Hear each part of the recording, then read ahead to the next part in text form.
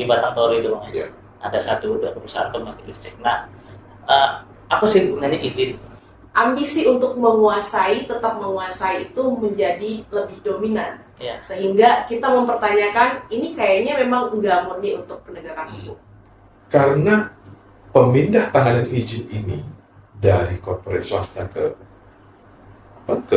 pemerintah atau BUMN itu hanya akan menimbulkan masalah baru. Keluar dari mulut singa masuk ke mulut buaya, kira-kira begitu. Jadi belum ada masalah yang terselesaikan. Selama kita masih mengkritik sesuatu, artinya ada proses yang tidak dilakukan secara partisipatif, kira-kira begitu, dan tidak menjawab kondisinya.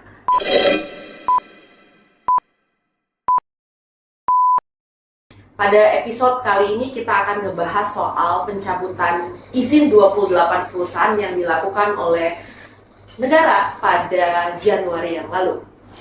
Jadi cabut izin ganti pemain, benarkah ini penegakan hukum? Itu hal yang akan kita bahas nanti. Dan saat ini tentunya saya tidak sendiri, saya ditemani oleh kedua orang teman saya. Ada Bang Dana Taligan. Bang Dana ini adalah Kepala Departemen Komunikasi Strategis dan Pelibatan Publik di Eksekutif Nasional Walhi.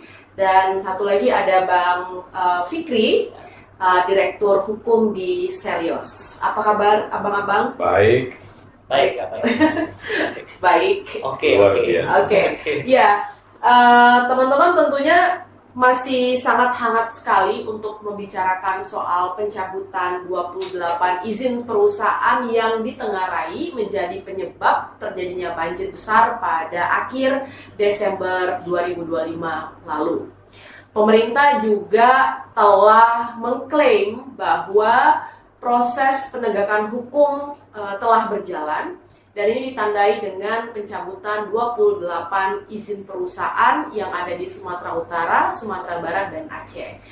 Namun beberapa hari atau dalam minggu-minggu terakhir ini kita juga diperdengarkan kabar bahwa izin yang dicabut tersebut akan diserahkan kepada BUMN untuk dikelola melalui Danantara.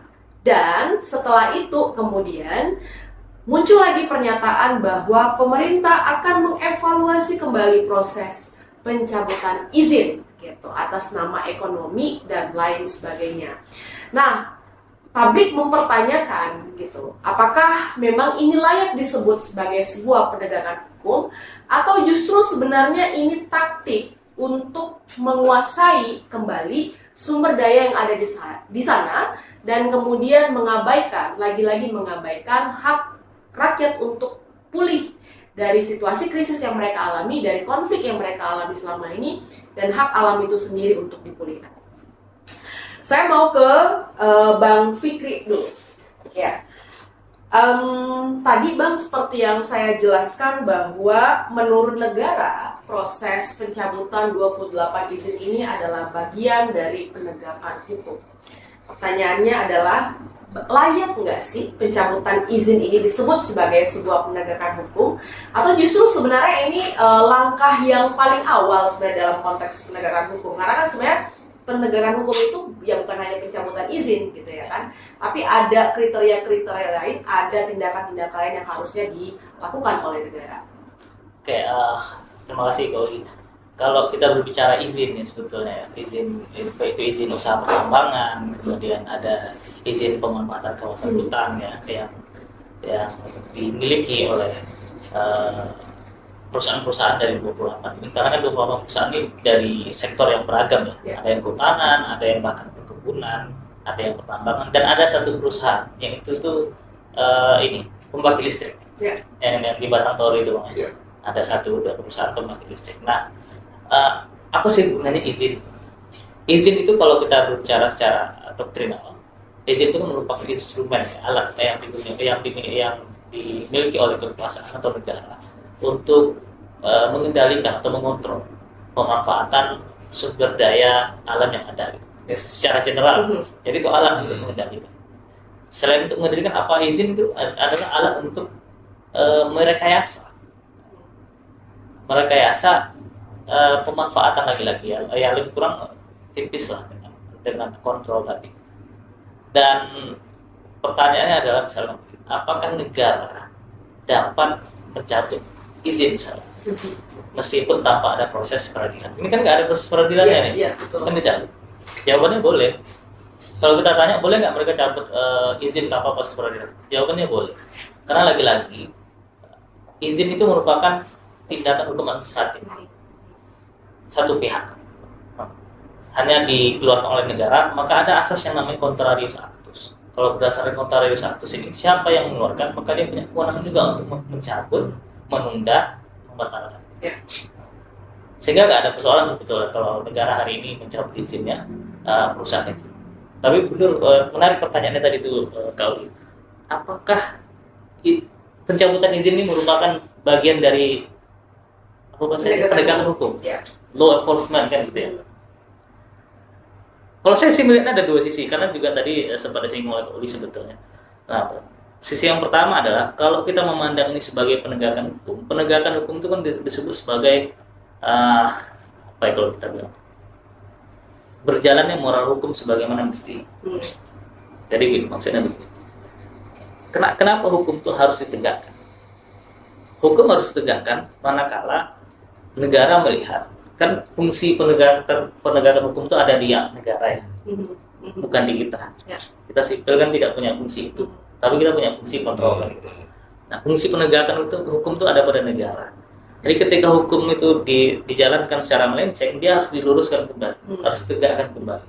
Nah, itu tugasnya negara. Nah, ini kita pandang sebagai dari perspektif moral, ya kita bisa bilang pencabutan izin ini bagian dari bentuk upaya negara untuk meluruskan kembali hukumnya ke tatanan moral. Tapi negara harus bisa membuktikan moral mana yang dirusak oleh kelompok perusahaan ini. Itu di satu sisi. Kalau kita mau mengamininya sebagai penegakan hukum. Tapi di sisi lain, saya juga melihat ini bukan hanya persoalan, apalagi dengan misalkan salah satu perusahaan yang hari ini sedang diayun-ayun oleh negara kita ya, PT TAL itu apa? PETA, perusahaan Agricorp, itu AR, PETA, PT AR ya. Agricorp Resources. Nah, itu kan tambang ya. Nah, kalau kita melihat ada kecenderungan ketidakkonsistenan negara dalam, kalau kita mau bilang penegakan hukum kan harusnya mereka konsisten ya. Kalau memang sudah dicabut ya sudah. Apalagi narasi yang digunakan adalah pencabutan izin. Tapi kan ada review peninjauan kembali yang dilakukan, sehingga seolah-olah begini Pak, kalau saya melihatnya, pencabutan izin itu ternyata nggak hanya murni tujuan adalah penegakan hukum, tapi ada juga upaya untuk membangun bargaining position dalam konteks tadi ekonomi politiknya, bisnis atau investasinya. Sehingga ya lagi-lagi apakah ini penegakan hukum? Di satu sisi ya, tapi menurut saya tidak sepenuhnya. Karena juga tampaknya ada upaya yang digunakan oleh pemerintah hari ini untuk membangun bargaining position dalam di sisi ekonomi politiknya dalam konteks yang tadi, perebutan kuasa dari sumber daya alam yang ada di wilayah bencana yang saat itu terjadi. Oke. Artinya pada satu sisi itu bisa disebut sebagai penegakan hukum asal dia mampu menjawab moral apa yang kemudian terlanggar dari tindakan yang dilakukan oleh 28 perusahaan. Tetapi kalau kita melihat dari sisi ekonomi politiknya, justru sebenarnya ambisi untuk tetap menguasai itu menjadi lebih dominan. Sehingga kita mempertanyakan ini kayaknya memang enggak murni untuk penegakan hukum. Gitu kira-kiranya, sederhananya. Oke. Bang Dana, gimana nih Bang Dana? Karena selama ini itu Walhi itu dibilang pengkritik yang tidak pernah selesai, Bang. Karena awalnya kita minta negara cabut dong izinnya, dicabut sama negara, terus sekarang kita masih mengkritisi proses pencabutan izin, gitu. Nah, apa yang membuat Walhi sampai sekarang belum merasa puas dengan proses pencabutan izin ini?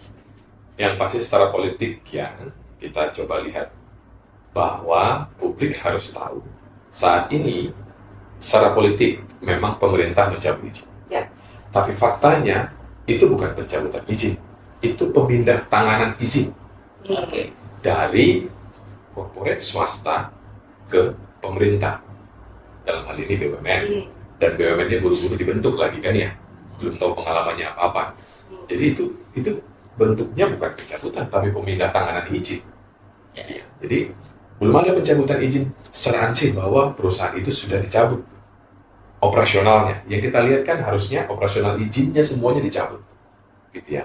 Jadi itu kenapa akhirnya Walhi terus menuntut memang itu benar-benar dicabut. Kenapa? Karena pemindah tanganan izin ini dari korporat swasta ke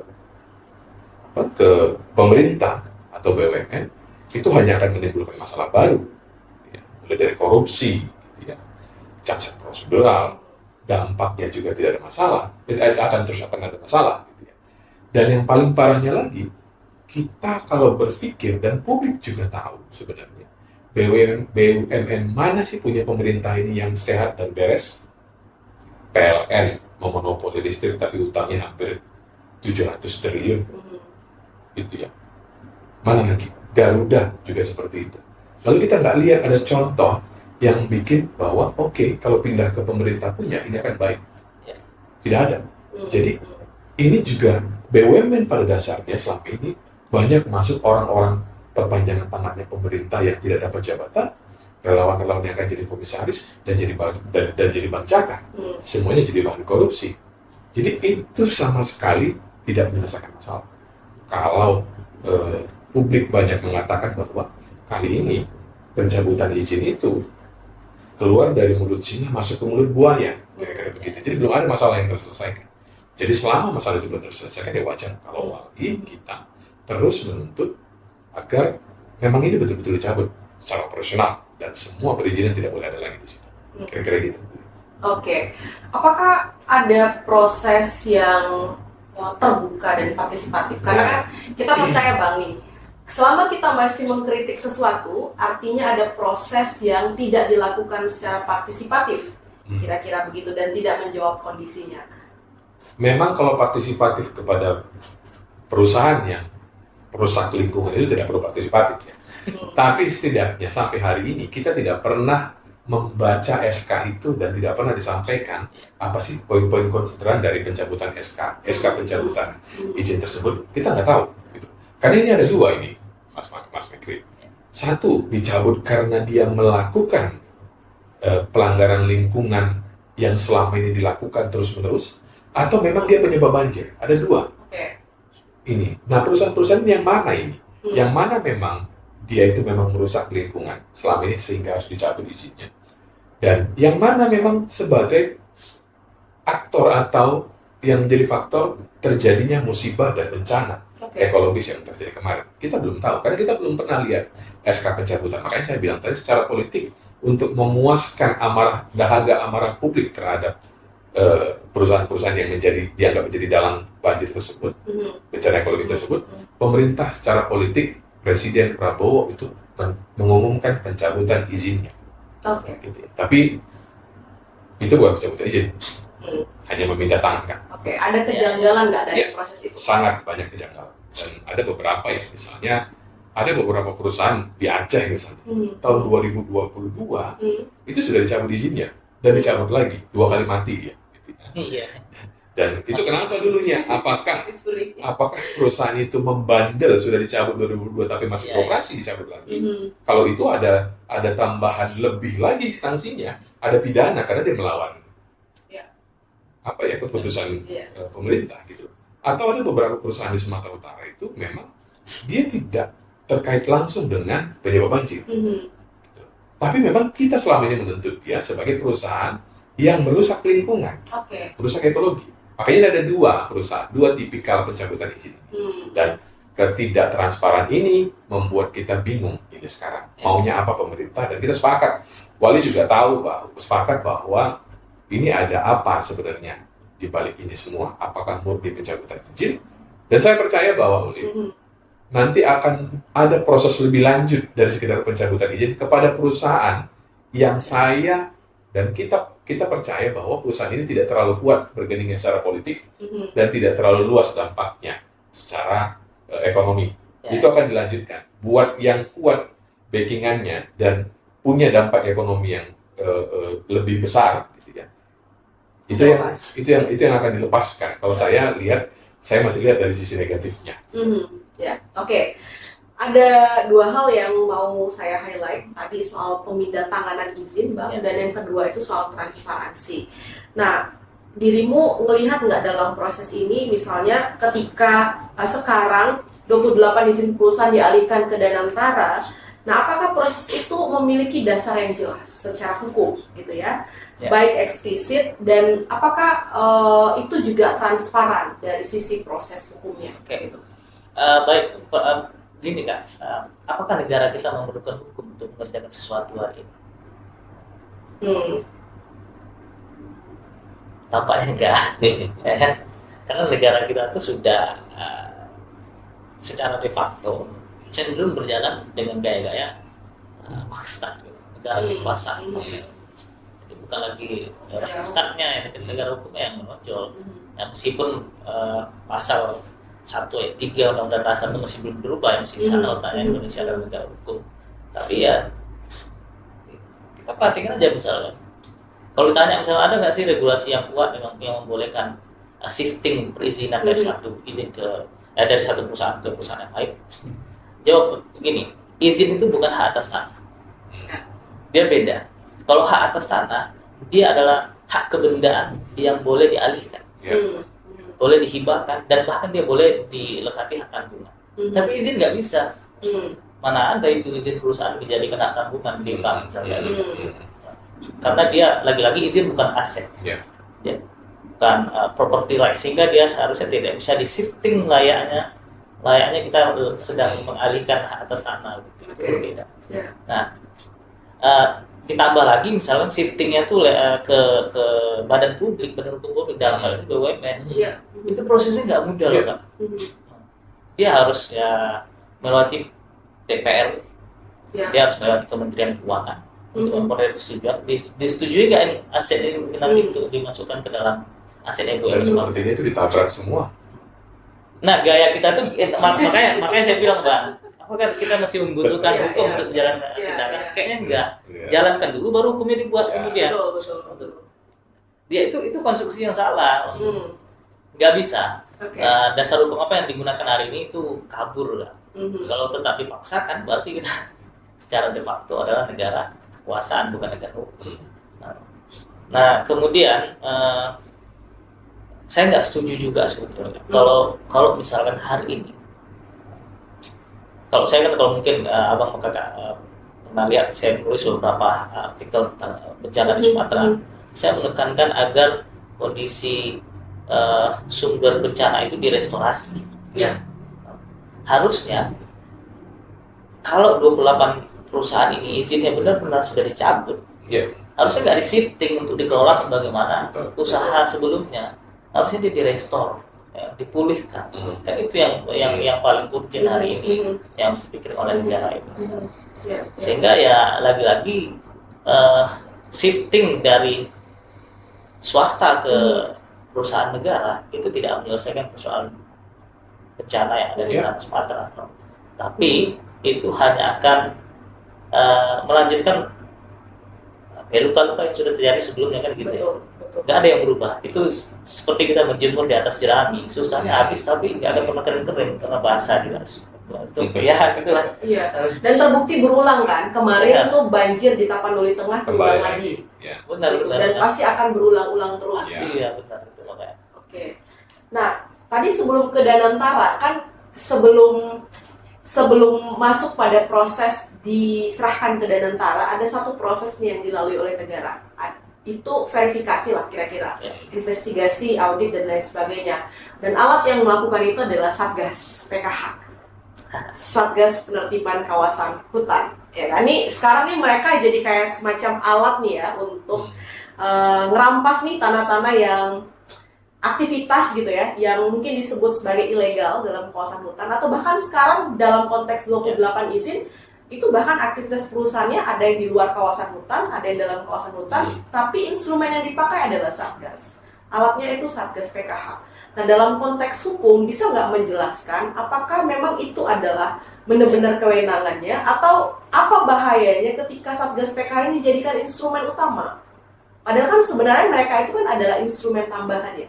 Instrumen utama penegakan hukum itu ada di kepolisian, Gakum di Kementerian Kehutanan, LH dan lain sebagainya. Ini seperti apa, Bang?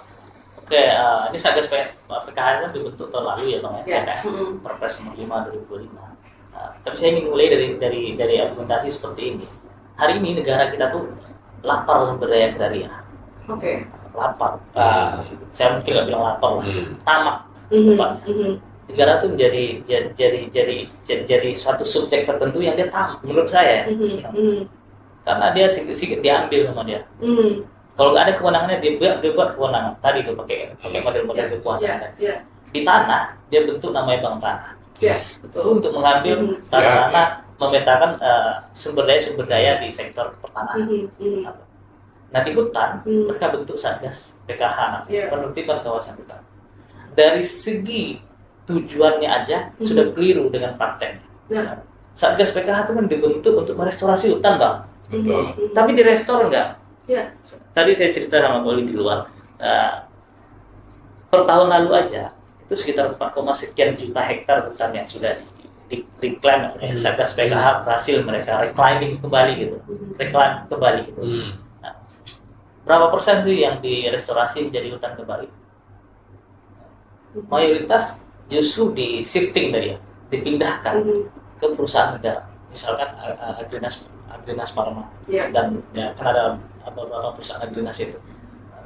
Jadi shifting, jadi sama aja lagi-lagi. Tapi pertanyaannya bukan berapa yang sudah direstorasi. Bukan punya niat nggak untuk merestorasi? Oh iya. Benar. Satu kan artinya kan tujuannya sudah keluar daripada prakteknya sudah keluar dari tujuan yang seharusnya. Satu itu. Kemudian apakah Perpres nomor 5 2005 itu memberikan kewenangan kepada Satgas PKH untuk melakukan penindakan hukum yang law enforcement. Kalau saya sih bilang tadi ya, saya ke Uli, enggak ada kewenangannya. Karena apa? Pertanyaan mengenai misalkan hutan mana yang harus ditindak, tanda petik oleh para Satgas PKH atau oleh negara, itu aja nggak bisa dijawab. Karena mayoritas kawasan hutan yang menjadi wilayah objek ini, misalkan wilayah yang saya cerita 4, sekian juta hektar aja misalnya, itu tidak semuanya merupakan kawasan penetapan hutan. Hutan yang sudah ditetapkan. Tapi masih penunjukan. Apakah kawasan hutan yang belum seharusnya penuh itu secara administratif boleh dilakukan penindakan? Jawabannya nggak boleh, itu on level head namanya, tindakan tanpa kewenangan. Nah, satu itu. Kemudian yang kedua, 28 perusahaan punya izin, Bang.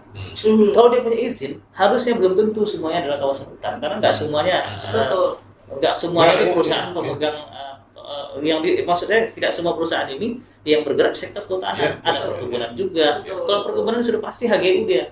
Kalau dia nggak punya HGU, ilegal perusahaannya. Kalau dia tambang, dia pasti izin usaha. Meskipun kontrak saya karya, baca kalau yang karya kan. Sebetulnya agak lucu ya, kita ini sudah hampir 2 dekade punya undang-undang Minerba 2009 itu. Masih ada kontrak karya. Masih ada kontrak karya, itu lucu gitu. Nah, itulah neokolonial itu, neo-urban itu masih ada di sektor pertanian, tapi ya sudah, itu urusan negara yang harusnya itu mengoreksi itu. Karena kalau saya tidak salah itu memang di nomenklatur peralihan di pasal peralihan dari Undang-Undang Minerba 2009 itu masih membolehkan adanya kontrak karya yang sedang berjalan. Tapi masa sudah hampir 2 dekade nggak berakhir ini? Harusnya kan sudah berakhir itu, sehingga dia harus diganti menyesuaikan dengan izin usaha. Nah, terlepas dari itu biar urusan topik yang lain saya pikir. Nanti di sesi selanjutnya. Gitu sih Kak, tidak ada kewenangan. Bagi saya sih Nggak ada omnibus kewenangan law. ya. Jadi sebenarnya Satgas PK ini bekerja tanpa kewenangan. Tanpa kewenangan. Artinya sebenarnya dia tuh alat politik bukan alat hukum ya? Benar dong. Kalau Oke. tadi saya bilang dari awal tuh Tepatnya adalah alat politik. kekuasaan. Iya. Kan saya bilang negara tuh ingin negara tuh tamak lahan hari ini, jadi mereka mengambil lahan yang ada di berbagai daerah, pakai bank tanah, pakai satgas PKH, ya gitu. Oke. Nanti di laut bentar lagi mereka bentuk itu. Di laut, ya. Negara lagi merampas hak rakyatnya. Ya, gitu. Oke. Nah, Bang Dana, ini dari perspektif keberlanjutan, Bang. Apakah perubahan aktor pengelola itu cukup untuk menjawab problem lingkungan kita hari ini? Sebelum saya jawab, saya kasih analogi yang sedang dikaji sama Wali ya. Ya. Tapanuli Tengah itu punya luas wilayah 2.200 sekian hektar. Ya. Lalu kita kaji untuk tanah yang datar dan landai itu cuma 48%. Oke. Sisanya itu curam sekali dan cacut. Oke. Nah, izin-izin yang masuk ke Tapanuli Tengah itu cuman satu yang ada di daerah rendah itu di Pulau Musala, di pulau kecil. Sisanya itu berada di yang curam, sangat curam dan curam sekali. Oke. Dan sayangnya, kenyataannya, walaupun banjir sudah begitu, tapi yang dieksploitasi izin ini baik tambangnya, ada HTI, ada HPH ya, ada HGU, itu masih sekitar 70% yang dieksploitasi. Misalnya, belum dibuka lahannya untuk HPH, HGU-nya masih masih bermasalah, tambang juga masih eksplorasi, belum melaksanakan yang lebih parah lagi gitu ya, belum membuka lahan seluas-luasnya gitu untuk kebutuhan industrinya. Bayangkan kalau ini dipindah, dan tadi itu di atas ya, di atas tadi ya, di atas di yang curam, sangat curam sekali. Bayangkan kalau izin-izin ini dipindahkan ke izin baru oleh pemerintah yang lagi tamak tadi kita bilang, mengeksploitasi semuanya, dan akhirnya dieksekusi oleh BUMN ini di atas tadi, di yang sangat curam tadi itu. Bisa nggak dibayangkan lebih parah dari yang sekarang nggak nanti itu bencananya? Sedangkan belum dieksploitasi 70%-nya lagi aja, sudah begitu keadaannya. Bayangkan kalau dieksploitasi dan dijalankan, dieksekusi izin itu, lebih lanjut 100%-nya oleh BUMN tadi, baik tambang, HPA, dan HTI tadi, Tapanuli Tengah itu bisa jadi kuburan massal ke depannya. Nah, sepertinya itu sudah menjawab ya sebenarnya. Jadi nggak perlu sebenarnya dipindah tangankan, tapi dihentikan semuanya. Gitu ya. Dan direstorasi. Jadi setelah itu harus ada keadilan untuk dua hal. Satu, keadilan ekologis, dikembalikan fungsinya, direstorasi, dikembalikan fungsinya sebagai hutan dan lainnya. Satu lagi, keadilan untuk rakyat, karena kita percaya banyak sekali pengaduan kita selama ini bahwa korporasi itu merampas atau mencaplok tanah-tanah rakyat. Itu dikembalikan. Jadi pasca pencabutan izin yang benar-benar dicabut ini, harus ada keadilan tadi. Pulihkan ekologinya, kembalikan hak rakyat atas tanah-tanah mereka yang selama ini dirampas dan kehilangan wilayah kelola. Saya pikir itu menjawab. Clear ya, jelas banget, harus ngejawab itu. Nah, ke Bang Fikri, ini perusahaan udah dicabut nih izinnya, meskipun dia udah dialihkan ke Danantara, ke BUMN, ya. Nah, apakah masih bisa didekatin proses penyelesaiannya dengan pidana dan perdata? Oke. Maka dalam hukum itu restitusi pun, ganti kerugian pun misalkan, itu tidak menghapus tanggung jawab perdata maupun pidana yang dilakukan oleh seorang atau sebuah subjek. Nah, sehingga apalagi misalkan kalau dia dialihkan, apakah kemudian tanggung jawab pidana maupun perdata yang berpindah kepada negara? Enggak. Tanggung jawab perdata, tanggung jawab pidana itu melekat kepada si pelaku. Siapa yang berbuat, maka dia harus bertanggung jawab. Bahkan kalau dalam konteks kita ngomongin lingkungan, misalkan di Undang-Undang PPLH itu, Undang-Undang 32/2009, ada suatu skema penegakan hukum namanya strict liability, tanggung jawab mutlak. Itu nggak bisa diapa-apakan itu. Bahkan dalam tanggung jawab mutlak, hakim tidak memerlukan si pelaku ini untuk membuktikan kejahatannya. Nggak butuh. Yang penting ada peristiwanya, ada bencananya, dan kamu ada di sana, sehingga harus bertanggung jawab. Cuman kan saya kalau strict liability masih konteks perdata ya, pidana belum bisa. Tapi meskipun demikian, saya ingin bilang, apakah peralihan izin itu akan mengalihkan juga tanggung jawabnya atau menghapus sama sekali? Jawabannya tidak. Tidak. Oke. Pelapor perusahaan itu harus bertanggung jawab kalau memang secara ilmiah mereka benar-benar dan kausalitasnya sebab akibatnya ternyata mereka benar-benar sebagai salah satu aktor yang terlibat dalam perusahaan lingkungan yang ada di wilayah bencana Sumatera akhir tahun itu. Artinya kalau kita menuntut pemulihan restor alam tadi kan dananya cukup besar gitu ya. Benar. Itu bisa ditagihkan dari mereka gitu ya kan. Kewajiban. Harusnya itu benar Pak. Saya mau baru bilang itu tuh nggak perlu ditagih sebetulnya karena itu kewajiban mereka. Sebelum mereka beroperasi, dana restorasi itu harus sudah ditaruh sama mereka deposit. Harusnya. Tapi dalam banyak kasus memang dana ini hilang digunakan oleh pemerintah daerah. Itu gitu ya.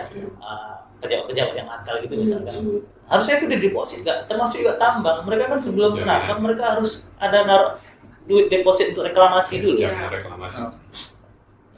Sehingga itu kewajiban mereka. Oke. Ya. Bang Lena, pertanyaan terakhir. Ya. Karena waktunya tinggal dikit lagi. Apakah cukup berhenti di 28 izin? Nah, atau butuh yang jauh lebih besar dari itu? Saya bilang tadi kan bahwa ada 2 klasternya itu ya. Pertama, belum semua perusahaan yang menyebabkan banjir itu kena hukum. Dan yang sekarang dicabut juga belum kena hukum. Gitu ya. Nah, yang kedua, kalau lihat dari pencabutan walaupun pemindahan tanganan izin gitu ya. Yang diproses itu kan ada juga yang tidak terkait langsung dampak dari banjir atau bencana ekologi itu tadi. Tidak menyebabkan itu langsung, tapi karena dia sebagai aktor perusak lingkungan dan kita sering melaporkannya bahwa itu juga diproses gitu ya, walaupun belum jelas gitu. Nah, saya pikir tidak berhenti di situ. Masih banyak belasan izin atau belasan perusahaan yang sebetulnya kita duga sebagai aktor yang menyebabkan bencana ekologis. Itu juga belum, dan itu harus dilanjutkan. Kita sudah sampaikan data-datanya. Yang kedua, merujuk kepada satu lagi tadi, bahwa sebenarnya yang kita duga sebagai perusahaan-perusahaan yang melakukan pelanggaran lingkungan juga harus diproses, gitu ya, diproses. Jadi dua-duanya harus jalan dan tidak hanya di Sumatera, banyak lagi, gitu ya. Kalau tidak dilakukan itu, makanya akan terjadi hal-hal serupa. Sekarang Papua jadi sasaran empuk, ya, dengan dalih bahwa ketahanan pangan dan ketahanan energi itu justifikasi untuk membabat hutan, gitu ya. Dan kita tidak lihat logikanya masuk nggak untuk ketahanan pangan dan energi, enggak gitu ya. Nah, ini juga harus dilakukan. Ini betul-betul melakukan pelanggaran nggak? Karena pelanggarannya kelihatan kan, misalnya kecurangan seperti itu harusnya kan nggak ada izin. Ternyata keluar izin di Tapanuli Tengah, dan itu pasti terjadi di mana-mana. Nah, kalau ini harus dilakukan evaluasi menyeluruh untuk melakukan penindakan hukum. Tadi saya tetap poinnya penindakan hukum, bukan pemindah tangan izin. Jadi tidak boleh berhenti di sini. Dan negara, walaupun saya bukan sedikit banyak pesimisnya ya bahwa ini dijalankan, tapi setidaknya kita menyampaikan ke publik bahwa banyak lagi perusahaan-perusahaan yang selama ini perusak lingkungan dan penyebab bencana tidak diproses, dan kita percaya dan kita duga itu bahwa itu karena kuatnya elit politik yang membackup dari perusahaan-perusahaan ini. Ibarat olahraga sebenarnya 28 izin ini baru exercise ya Bang, baru pemanasan. Belum pemanasan juga. Masih ya. membaca permainan. Belum Tapi justru di babak pertamanya udah gagal gitu kan ngejawab. Dan satu lagi ya, kita ini dihadapkan pada 2 hal. Pemerintah menghadapi pada 2 hal. Satu, akan dipindahkan ke Denantara atau ke BUMN. Satu lagi, ditinjau izinnya. Jadi kita dikasih 2 alternatif. Kau mau diproses, kau mau dikelola oleh BUMN, atau kami tinjau izinnya. Jadi kita harus punya alternatif ketiga, bahwa pemulihan ekologi dan keadilan buat rakyat yang tanah selama ini dirampas, itulah alternatif ketiga yang seharusnya dijalankan pemerintah. Bukan yang 2 yang dikasih kita pilihan itu tadi. Itu pilihan yang salah. Yang ketiga sebenarnya bukan alternatif, Bang. Kalau alternatif, kewajiban. Kewajiban. Karena kalau pakai satu-satunya pilihan yang harus dijalankan. Oke. Terakhir Bang Fikri. Jadi kita tadi ngomongin soal negara yang menguasai kembali gitu kan, atau rakus terhadap tanah, pakai satgas untuk ambil alih, lalu kemudian kasih ke BUMN, tapi tidak ada proses pemulihan baik hak rakyat maupun lingkungannya, gitu ya kan. Semuanya itu adalah tujuannya itu profit. Benar. Gitu. Nah, apakah ini layak disebut sebagai state capitalism sebenarnya dalam konteks hukum tata negara ataupun ekonomi? Oke, baik. Apakah pasal 33 Undang-Undang Dasar kita itu dia menciptakan pembentukan state capitalism? Jawabannya enggak. Jawabannya enggak. Meskipun misalkan orang selalu menafsirkan penambahan ayat 4 itu dianggap sebagai liberalisasi ekonomi. Tapi saya nggak menggunakan perspektif liberalisasi ekonomi untuk melihat undang-undang pasal 33 ini. Pasal 33 ini clue-nya dua yang disampaikan oleh Bang Dana tadi. Satu adalah keadilan untuk rakyat, kedua adalah keadilan ekologis. Pasal 33 ayat 3 dia berbicara tentang shared prosperity yang core-nya adalah rakyat. Ya, kemakmuran itu untuk rakyat. Ya, kemakmuran dari hasil tata kelola sumber daya ini kita lihat hari ini. Saya refleksinya di Sumatera aja dulu ya. Saya pikir di hampir di semua titik wilayah ekstraksi sumber daya alam mengalami hal yang sama. Tapi kita ambil contoh ya di Sumatera aja. Siapa yang memperoleh keuntungan dari ekstraksi sumber daya alam yang ada di wilayah bencana Sumatera hari ini? Riset Celios di akhir November yang lalu yang dirilis akhir tanggal 30 atau 31 November yang lalu itu menemukan total kerugian yang disebabkan oleh bencana itu mencapai lebih dari 60 triliun rupiah. Nah, angka yang lebih tinggi dibandingkan Badan Nasional Penanggulangan Bencana itu sekitar 50 triliun, 55 atau berapa gitu. Nah, itu yang harus ditanggung oleh rakyat. Tapi apakah itu sebanyak itu, bahkan mungkin ya, mohon maaf, 7 turunan warga daerah yang hari ini terdampak oleh banjir bencana alam itu belum tentu mampu mengumpulkan 60 triliun itu. 7 turunan. Artinya lagi-lagi beban risiko yang ditanggung oleh rakyat sangat tinggi sekali. Apakah itu mewujud dari shared prosperity berdasarkan pasal 33 ayat 3 Undang-Undang Dasar? Enggak. Jadi enggak jalan itu. Kemudian penambahan pasal 4. Orang nggak memikir kenapa ada penambahan pasal 4 di ayat 4 di pasal 33 ayat 3. Penambahan sebelum pasal 33 ayat 4 ditambah di tahun 2002 lalu, amandemen terakhir itu. Ada dulu TAP MPR tahun 2001. Ya, 9 tahun 2021. 9 tahun 2001 tentang reformasi agraria. Nah, ini kan harus dibaca utuh ini. Nah, kalau kita baca dari TAP MPR itu, maka kita akan menemukan ini bukan mengarahkan kepada state capitalism juga. Tapi parlemen waktu itu menginginkan supaya tata kelola agraria itu memenuhi asas keadilan ekologis tadi, maka ada berwawasan lingkungan, berkelanjutan dan seterusnya. Nah, oleh karena itu, kalau saya sih sering bilang begini, Bang, kan pengelolaan sumber daya agraria, kewenangan yang diserahkan kepada negara yang namanya hak asasi negara itu hanya boleh digunakan sebesar-besarnya untuk satu, kemakmuran rakyat, yang kedua adalah keadilan ekologis tadi. Nah, gimana mau ngomong kemakmuran rakyat ketika bagi-bagi konsesi tanah-tanah rakyat diambil? Jadi itu enggak kontradiksi dengan tujuan undang-undang dasar kita. Nah, oleh karena itu saya ingin bilang tidak ada state capitalism dalam konstruksi tata kelola sumber daya alam kita. Nah, dan apakah praktek hari ini misalkan itu upaya untuk bentuk state capitalism? Enggak juga sebetulnya. Tapi lebih tepatnya crony capitalism. Itu hanya untuk crony dia aja. Dia nggak kasih ke kita itu. Betul. Sip. Makasih Bang Fikri, Bang Dana, menarik sekali proses diskusi ataupun podcast kita hari ini. Jadi teman-teman bisa menyimpulkan sebenarnya bahwa proses yang tengah terjadi hari ini atas penanganan banjir dalam konteks penegakan hukum, faktanya itu tidak menjawab sebenarnya penegakan hukum secara substansial, karena proses ini tidak diarahkan pada bagaimana tanggung jawab negara harusnya memulihkan hak rakyat dan hak lingkungan. Jadi kalau misalnya masih banyak orang yang melakukan kritik terhadap proses pencabutan 28 izin dan pasca itu bukan karena kita tidak suka pada negara atau bukan karena kita tidak cinta pada negara, tapi justru sebenarnya kita mau menarik kembali negara pada rules yang benar, pada jalan yang benar, bahwa proses-proses penegakan hukum yang dilakukan itu harus menjawab kedua hal tadi, pemulihan hak rakyat dan pemulihan lingkungan sebagai bagian dari mandat konstitusi kita. Jadi terima kasih teman-teman semua yang sudah menyaksikan podcast Opsi kali ini. Sampai ketemu di podcast Opsi episode selanjutnya. Salam adil dan lestari.